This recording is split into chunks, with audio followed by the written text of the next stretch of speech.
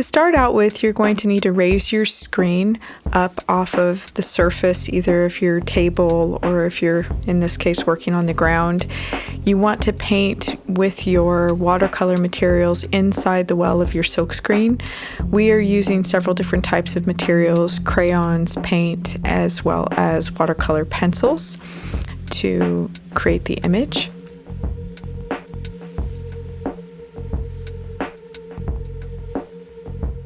You can use all kinds of different materials as stencils to create texture and visual interest. We've been playing around obviously with the materials themselves, but also using doilies, cheesecloth, saran wrap, anything that we could find in order to make different types of textures. Here is just a kind of overview of all of the different painting effects that we've gotten with the watercolor materials we've used.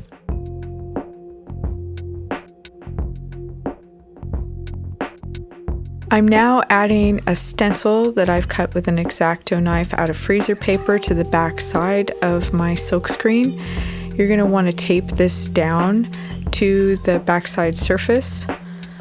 I use just a clear plastic tape and adhere it to all four corners. You want to make sure that when you tape it to the surface of your silkscreen that it's laying very flush against the backside. Here is a detailed shot just showing you some of the area I've cut out for the stencil. It is all image that I've transferred onto this freezer paper. Freezer paper you could find at any local supply store like Smart & Final. Here I am adding double-sided tape to the underside of my stencil just to attach any little detailed areas. Remember that the slick side of the freezer paper should be facing down onto the back side of the silkscreen, and the drawing surface is on the top.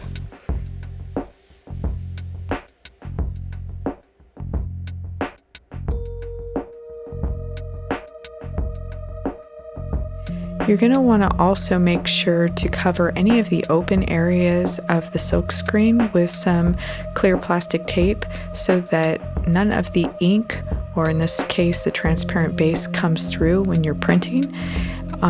If you want to cover any of the other area that you're not using of the screen, you can just use freezer paper for that and just make sure not to print in that area. Here I have just taken some of the extra stencil material, the cutaways that I had used initially when I cut out my other stencil, and I'm applying it to our second image we did together that has various textures and materials. I just want to show you how it looks when you block out imagery when you're printing, and this will do just that. You won't actually get any ink coming through in those areas. So I'm just laying it down very carefully so that it is nice and flat, and you want to tape it in almost all the areas that you can.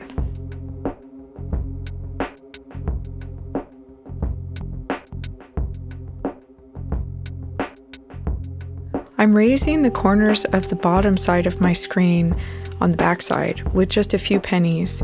That way when I go to hinge my silkscreen, those bottom two corners are going to be raised slightly to match with the hinges up on the top. I lock it into place tightly so that it doesn't move, and then I am ready to start applying my transparent base to the screen.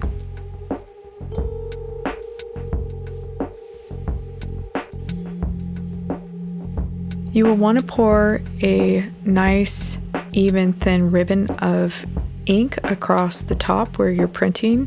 In this case, again, it's transparent base that I'll be using. And I'm going to take my squeegee and I'm going to pull the ink down across my image while the screen is raised. I'm doing this to activate the watercolor ink that I've already applied and has been dried. I'm lifting up the screen a little bit so it doesn't sit on the bottom surface. I'm going to let this activate for about 5 minutes, and then I pull my image, which you are seeing here. This is my first image that I've pulled.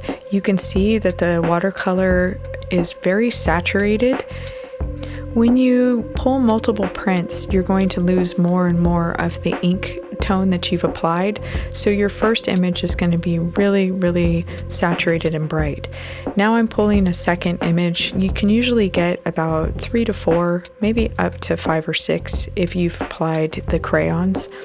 But as you pull, you're going to see, even though it's lighter, there's something really beautiful about the image that is laid down. This could be a great start to a multi-layered print. I'm just going to be pulling another one again so you can see how they look as I do them in succession.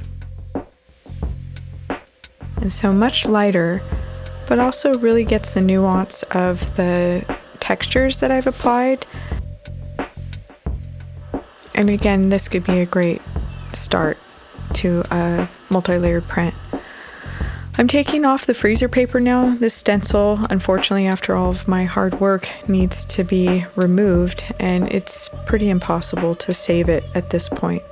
You could try rinsing it off, but you can see how delicate certain parts are. It's taken a lot of the ink away with it, which you can see on the back side, but I do see that there's an offset image on my screen, so I'm going to pull one more image and show you how that actually gets transferred. This would be considered a ghost print of what we've already been printing before, and it can make a really nice bottom layer to multiple layers again. It's stuck to the screen. That's not ideal, but if you have adhesive spray, that'll help. So you can see that there's still a ghost of that image, and it is really quite beautiful. So multiple layers will pop that out, or you could use charcoal pencils to enhance it.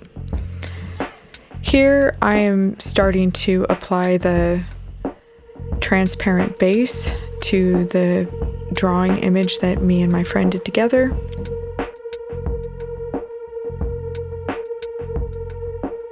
I'm pulling the transparent base across while the screen's lifted again.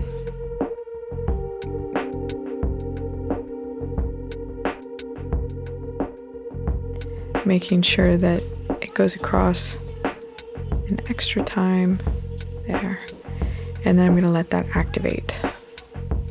Adding paper underneath, I'm just actually eyeing it at first. You can add a Mylar registration to get your registration exact, but for this I don't want to do that because I don't want to lose some of the material, the watercolor material that would be printed on top of the Mylar. It will take some of the intensity of the print away, but that is another way that you can approach doing this if you have multiple layers. I would say in most cases it's better to have this as a bottom layer and then use registration on top, maybe print with bigger paper that you can cut down. So here, before I even lift the screen back up, I'm running it multiple times so that I can pull as much of that ink out of the silkscreen and onto the surface of my paper.